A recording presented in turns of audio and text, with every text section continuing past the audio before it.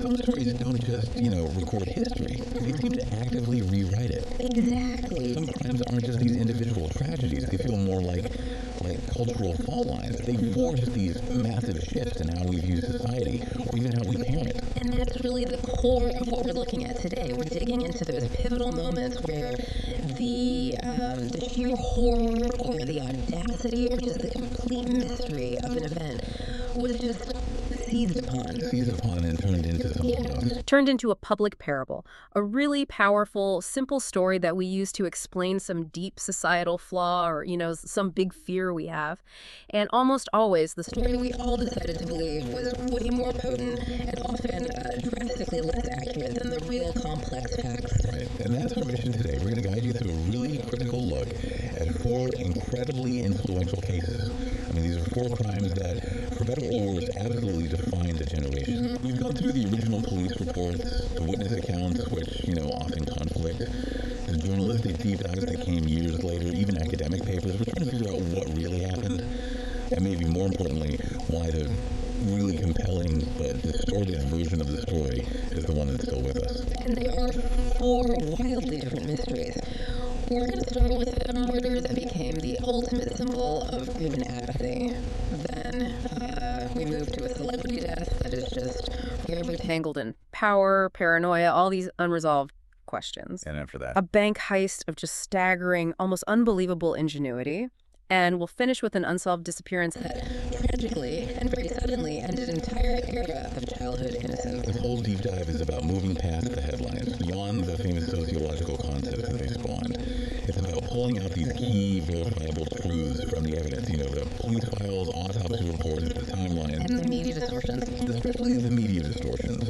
Because if you think you know these cases, I promise you, our look at the original sources is going to expose a layer of myth you probably never even thought to question. It's amazing how resilient these myths are. It really speaks to our psychological need for these clean, simple moral lessons. When chaos happens, we need a story to restore order or, give us a warning. Okay, so let's jump right in. We're starting with a case that created maybe the most enduring psychological concept of the 20th century. It's a term most of you have probably heard, even if the details are fuzzy. The murder of Kitty Genovese. So, take us to the scene. Where and when are we? The setting is absolutely crucial to understanding how the myth was born. We're in Kew Gardens, Queens. It's a very cold night, March 1964. Okay. And our victim is Kitty Genovese. She's a 28-year-old bar manager, and she's just coming home from work around 3:15 in the morning. She parks her car near the Long Island Railroad Station. Yeah. And you have to picture that it's residential, yes, but this is the mid-60s. Fear of urban crime is really starting to escalate all across the country. Right. And as she's walking toward her apartment building, she's confronted by a man named Winston Mosley, who we now know was a predator. The sources confirm he was a serial killer. He attacks her almost immediately, stabs her as she's struggling, and this right here, this is where the first piece of the famous myth begins. Her scream, it was loud, it was clear, and it cut right through the silence of the night. Lights definitely flickered on in several of the apartment buildings nearby. And someone did react, right? This is important. Very important. A neighbor, who was later identified as Carl Ross, he actually shouted down from his window, "Leave that girl alone." And it worked. It did. Temporarily. It shows the first reaction was not indifference, it was action. Mosley got scared and ran off. But Kitty, she's wounded, she's bleeding. She doesn't make it into her building. Tragically, no. She stumbles around the corner and collapses in this covered, hidden walkway at the back of the building. It is completely out of sight from the street and from most of the windows. And this little break in the action, this interlude, is so important to understanding what really happened. It's vital, because 10 minutes passed. Mosley sat in his car, and then he came back. This shows you he wasn't just acting on some sudden rage. This was calculated, malicious. He came back, searched for her, and found her in that hallway. And that's where he committed the final fatal attack. He stabbed her multiple more times and sexually assaulted her. She died there before the police could arrive. But the reason this crime became this national symbol of apathy, it didn't come from the police report. It came 2 weeks later, from the front page of one of the most powerful newspapers in the world. Exactly. March 27, 1964, the New York Times runs a front-page story by the Metropolitan editor, a man named A.M. Rosenthal. And the headline, it wasn't legit. So 37, who saw murder didn't call the police. That headline, that one sentence, it was a devastating blow to the national psyche. And that number, 37, is sort of more, isn't it? Sometimes it was 38, sometimes 39. Right, but the story was always the same, and it was searing.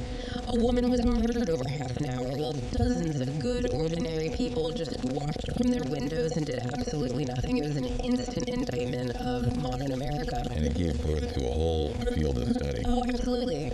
That one article launched decades of psychological and sociological research. It became the defining parable of the era. It was proof, it seemed, of moral decay, of the coldness of city life. And it gave us the bystander effect. It crystallized it. The concept that, we're less likely to help a victim when other people are around because the responsibility gets diffused. We all think someone else will do something. And meanwhile, the actual killer, Mosley, he was caught, right? He was, and the sources are clear he was a monster, a serial killer who confessed to 2 other murders. But the focus was immediately yanked away from the killer and put squarely on the perceived indifference of the witnesses. The power of the story was in the idea of those 38 people watching. But when you actually dig into the police reports, when you look at the architecture of the buildings, that story starts to fall apart, doesn't it? It completely collapses. This is where our deep dive really corrects the record. Modern investigations, including one by Kitty's own brother, have shown that the 38 witnesses' story was it was either fabricated or, at best, wildly misinterpreted by the Times. So what are the key forensic facts that dismantle this myth? Okay, first, the timeline. It was not one continuous 30-minute attack. It happened in 2 completely separate locations, separated by that 10-minute gap. right, the first attack on the street and the second one in the hidden hallway. Exactly. And that first assault on the street, it was brief, it was dark, and it was interrupted by a witness shouting. And the noise itself, what people thought they were hearing is critical too. It's everything. The snippet showed that a lot of the people who heard the scream, and remember this was a dense, working-class neighborhood, they assumed it was a drunken fight or a domestic dispute. Which was, sadly, not that uncommon. Right, and people were afraid to get involved in what they thought was a marital argument. That's a reaction based on fear, not pure apathy. And the most important detail, the one that really shatters the myth. The final fatal attack happened inside that secluded hallway. It was completely out of view of almost all the apartments. No one was watching her die. The idea of 38 people peering down at a half-hour murder spectacle, it's just not physically possible given the layout of the building. In fact, some people did act. They did. We mentioned Carl Ross, who shouted. Another neighbor, Sophia Farrar, she called the police immediately after that final attack, and maybe most heartbreakingly, she didn't just call. She left her apartment, Went down and held Kitty in her arms as she died. So how did the story get so wrong? From a handful of confused witnesses hearing a scream to 38 people watching a murder. Why the distortion? Well, there are theories. Some historians suggest the Times was looking for a big, sensational story that could both explain the rising fear of crime and maybe deflect some criticism from their own coverage of local crime. And the editor, Rosenthal, he seemed really invested in the moral lesson. He wrote a book about it. He did. He saw the potential for this clean, simple morality tale of indifference. And the sources show that the real witnesses, the elderly people, the immigrants who might have been afraid of the police, they were never properly interviewed to get their side of the story. Their complex fears were just flattened into simple apathy. But here's the great paradox of this whole thing. It is a massive paradox. Even though the facts were wrong, the story led to monumental positive change. A 911 system. The Kitty Genovese case is consistently cited as a direct catalyst for the creation and adoption of the 911 emergency system. Before that, you had to know the number for your local precinct. Her tragedy highlighted how broken that was. So a myth, a falsehood, creating a system that has saved millions of lives. That's incredible. It is, but the true tragedy, for me, is that the myth completely erased the woman. Yes. The myth needed a symbol, not a person. But she was a person, Kitty Genovese. She loved animals, she had a partner, she wanted to open a restaurant in Brooklyn. In the rush to make her death mean something about all of us, the details of her actual life just vanished. So the real lesson of the Genovese case isn't that people are apathetic. It's that a powerful, simple story, even a wrong one, can change the world more than the complicated truth. That's it, exactly. And that idea of a powerful story obscuring the truth sets up our next case perfectly. We're moving from a Tragedy of urban fear to the glittering, terrifying world of celebrity, power, and a death that is still shrouded in mystery. Marilyn Monroe. So now we shift to August 5th, 1962. Marilyn Monroe, 36 years old, arguably the biggest celebrity on the planet, is found dead in her home in Brentwood. And the official cause of death was listed as probable suicide. Right. Acute barbiturates poisoning. The toxicology reports found extremely high levels of Nembutal in her system, and that officially has been the story for 60 years. But when you start to pull at the threads of her last 24 hours, that simple story, it just doesn't hold up. Let's walk through the timeline because it's full of contradictions. It is. So Saturday, August 4th, she's at home. Her housekeeper, Eunice Murray, is there. We know her psychiatrist, Dr. Ralph Greenson, made a house call that afternoon, which tells you something about her state of mind. She was on the phone a lot that day, too. A lot. And the accounts are conflicting. Some friends said she sounded cheerful. Others said her voice was slurred. that she was probably already sedated. Okay, now let's get to the discovery of the body. This is where things get really strange. So the housekeeper, Murray, claims she woke up around 3:30 in the morning. She sees a light on under Marilyn's locked bedroom door and gets concerned. So she calls the psychiatrist, Dr. Greenson. Not the police. Not the police. She calls the doctor. He drives over, which is, itself highly unusual at 3:30 a.m. And he has to break a window to get into the room. And they find her. Dead. Naked on the bed and on the phone receiver. But here's the first huge red flag. The police aren't called until 4:25 a.m. A huge gap, almost an hour. What were they doing for that hour? The most famous woman in the world is dead, and the first instinct of her housekeeper and psychiatrist is not to call 911, but to wait. That delay just contaminates everything. So by the time the police finally get there, the scene has been managed. Extensively manipulated. Multiple investigators on the scene noted that. There are immediate, glaring forensic problems that just don't fit with a simple suicide. Like what? What did they notice? Well, for one, the bed sheets were fresh. Wait, what? Yeah, Yeah. the housekeeper, Eunice Murray, was supposedly doing laundry in the middle of the night before she even discovered the body. Why are you changing the sheets at 3 a.m.? That makes no sense, and the body itself had been moved. It seems so. The position, with her hand on the phone, felt staged to a lot of the investigators, like they were trying to create a narrative of a last-minute cry for help. Okay, but the toxicology, that's hard science, right? She had a lethal dose of barbiturates in her. She did. A fatal dose. But here is the critical scientific puzzle. The autopsy found zero residue of the pills in her stomach or her esophagus. So she didn't swallow them. It's extremely unlikely. If you swallow dozens of huge Nembutal capsules, there's going to be residue. Powder, fragments, something. The fact that her stomach was empty strongly suggests the drugs were administered differently. Yeah. Two main possibilities. An injection, probably, or less common, a suppository. And to back this up, the police noted that there was no drinking glass anywhere near the bed. You'd need a glass of water to swallow that many pills. You'd think so. And it wasn't just physical evidence that was missing. The phone records. Vanished. Her phone records from that weekend, which could have shown who she was talking to in her final hours, gone. And even more sensationally, her private diary. She was known to keep one. It also disappeared without a trace. So you have a managed crime scene, a weird timeline, a method of death that doesn't match the evidence, and key documents are just gone. Right. And all of this led the LA District Attorney's Office to reopen the case in the 80s. They couldn't find definitive proof of murder, but they concluded that the original investigation was so flawed that probable suicide couldn't be supported either. And this is where the conspiracy theories come from. Because it wasn't just anyone who died, it was Marilyn Monroe. And her life was entangled with some of the most powerful people on earth. Absolutely. In her final weeks, she'd been involved with the Kennedys. She'd had an affair with President John F. Kennedy, and was reportedly in a very tense relationship with his brother, the Attorney General, Robert Kennedy. And RFK was in California that same weekend. He was, and it wasn't wasn't just the Kennedys. Her previous marriage to Arthur Miller, her leftist sympathies. She had an FBI file. J. Edgar Hoover was watching her. So the central conspiracy theory is that she was silenced. That's the one. That she was about to hold a press conference and reveal secrets about the Kennedys, and that she was seen as a volatile, emotional liability who had to be taken care of.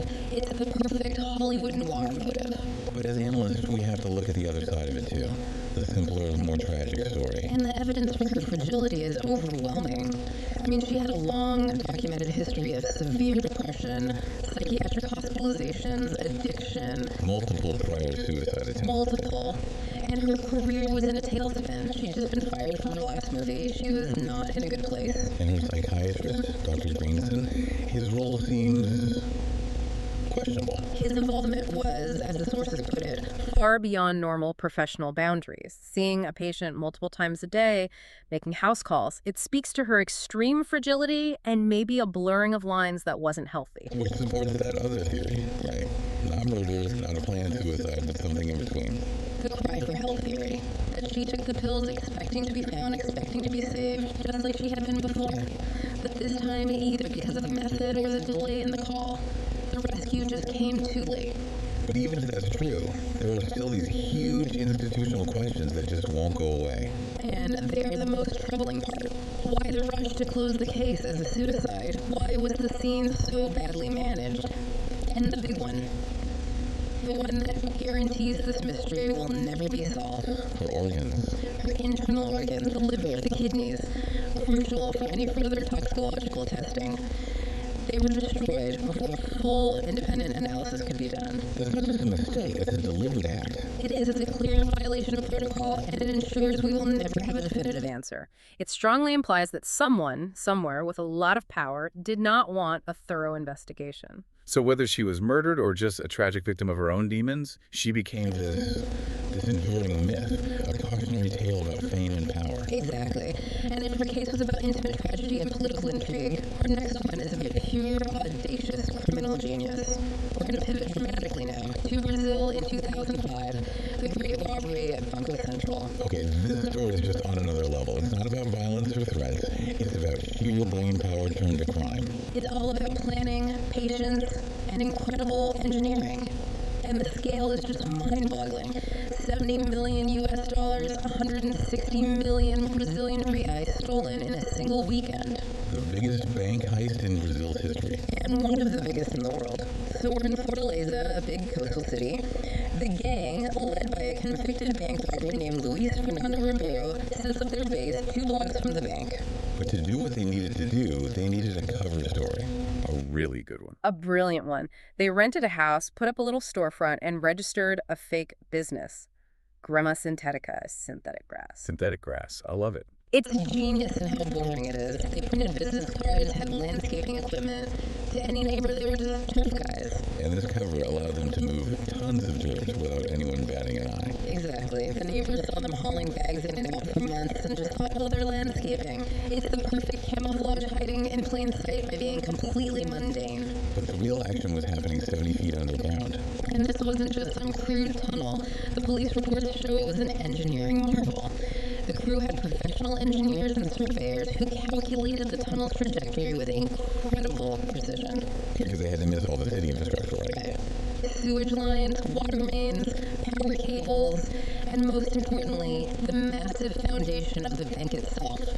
One wrong move and the whole thing could have collapsed or flooded. It would have been a disaster. So for 3 months, they're digging. How much dirt did they actually move? An estimated 90 tons of dirt, all hauled out by hand in buckets and bags, and then secretly dumped on a vacant lot. And the tunnel itself was state-of-the-art. State of the art for a criminal enterprise, anyway. I mean, it was reinforced with wooden beams to stop it from caving in. It had electric lighting powered from the house. It even had a ventilation system made from PVC pipes to pump in fresh air. It was a professional, long-term workspace. And the planning was perfect right down to the timing. They broke through on a Saturday evening. Saturday, August 6th, 2005. And they didn't go through a wall, which might have alarms. They came up right through the thick concrete floor of the vault. Giving them the whole weekend, about 48 hours before anyone would even notice. And the target was perfect too. It wasn't new bills, it was old, worn out 50 real notes that were scheduled to be destroyed. So, untraceable, no sequential serial numbers to track. The ideal criminal target. They used pulleys and human chains to pass these huge bags of cash. Through the 250-foot tunnel, back to the house, and into getaway vehicles all weekend long. They took 3.5 tons of cash. 2.5 tons. And here's the detail that just blows my mind. They left behind an estimated 600 million reais. They left money They behind. left behind 4 times what they stole. They just ran out of time and ran out of room to carry it all. Even in the most perfect crime, logistics are still a killer. So Monday morning rolls around. And bank officials walk in and just find a giant hole in the floor of their vault. The The house 2 blocks away is abandoned. All that's left are some tools, empty beer bottles, and pizza boxes. The gang was gone. Not a shot fired, not an alarm tripped. What happened next? The manhunt must have been huge. One of the biggest in Brazilian history. But the sheer amount of untraceable cash is actually what started to bring them down.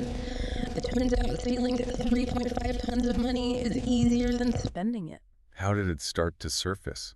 In really bizarre ways. Some of it was found buried in backyards. One guy got caught trying to buy a Cessna airplane with a suitcase full of cash. I mean, there's just too much money to clean easily. And the investigation uncovered corruption, didn't it? Oh, yeah. The sources show the conspiracy went deep into local law enforcement. Cops were giving them security intel, blueprints, schedules. The perfect crime almost always has an inside man, or in this case, inside cops. And what happened to the gang? It wasn't a happy ending for them? Not at all. It's a classic story. The planning was brilliant, disciplined, but the aftermath was just human greed and infighting.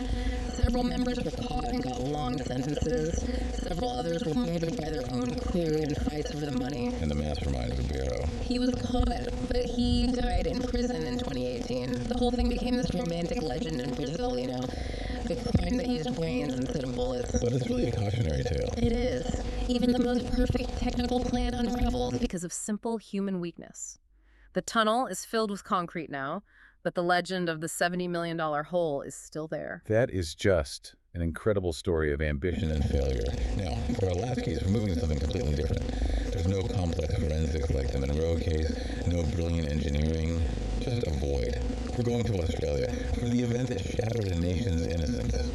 The disappearance of the Beaumont children. This case is just, it's profoundly sad because it's about the disappearance of 3 little kids in the most normal, trusting circumstances imaginable. Set the scene for us. It's Australia Day, January 26, 1966, in Adelaide. And we have 3 siblings, Jane who's 9, Arna who's 7, and little Grant who's only 4. And the key thing to understand here is the culture of Australia in the mid-60s. It was an era of incredible perceived safety. Kids just roam free in a way that's unthinkable today. Absolutely, and this trip was totally routine for them. A 5-minute bus ride to Glenelg Beach. Their parents, Jim and Nancy Beaumont, waved them off around 8:04 a.m. They told them to be home by 2 p.m. So when the 2 p.m. bus comes and they're not on it, their mom, Nancy, wasn't immediately panicked. No, a kid missing a bus is normal. But then the 5 p.m. bus came and went, and they still weren't there. That's when the alarm was raised. And that phone call to the police launched one of the most intense and most fruitless investigations in Australian history. And the police had almost nothing to go on, just witness accounts from a crowded beach. Fragmented accounts. They knew the children were playing by the water. They seemed happy and fine. But then this one detail emerged that came to define the entire case. The mystery man. The mystery man. He was consistently described by multiple people. Tall, blonde, about 35, thin, suntanned.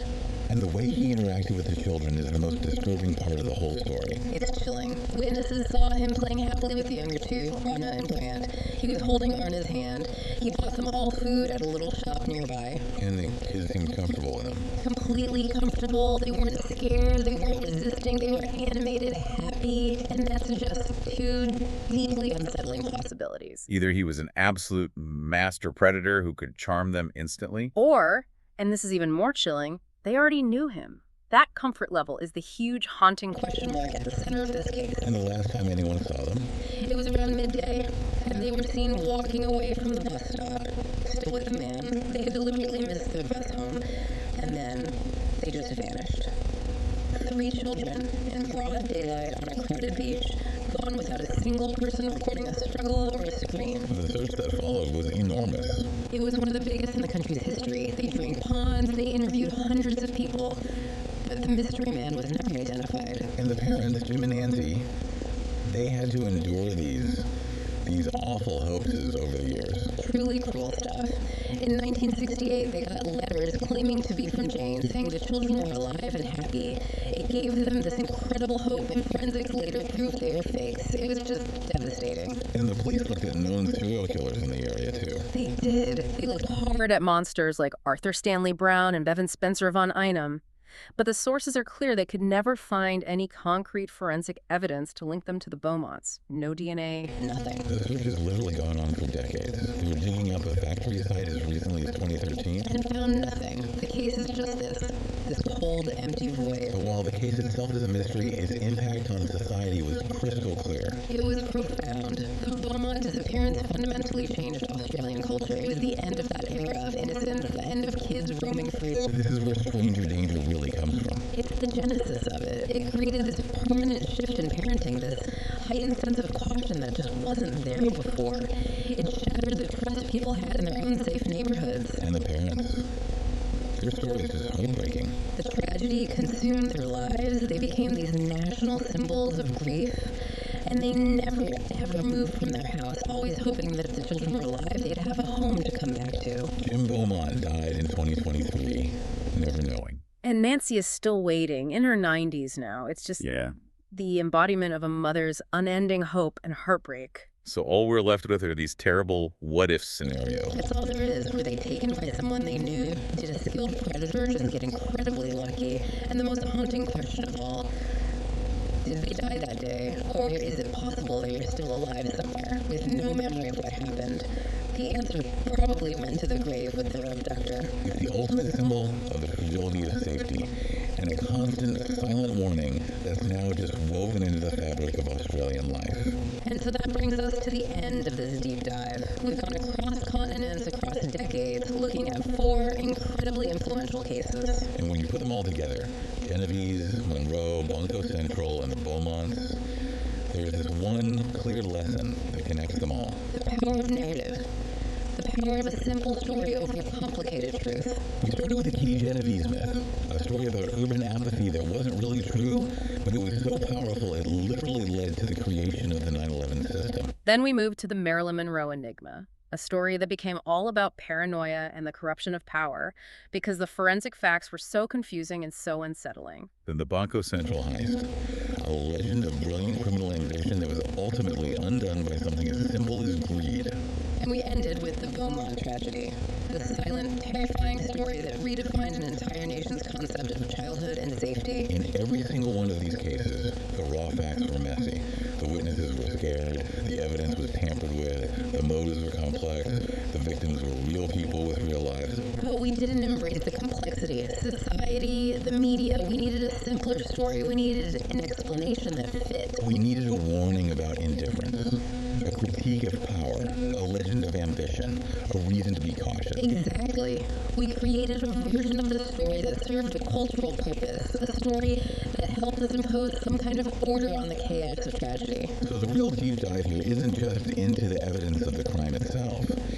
It's into why we need these myths so badly. And that's the final thought we want to leave you with. When you think about any big historical event, just ask yourself this.